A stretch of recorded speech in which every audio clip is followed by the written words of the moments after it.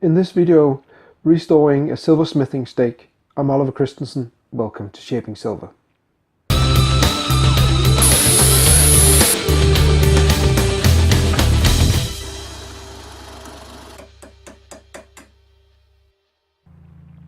A silversmith I know traded me some tea stakes. They'd been in a studio that was flooded, and in this state, they're completely useless. But that's nothing that can't be remedied with an angle grinder, some elbow grease, and a lot of emery paper.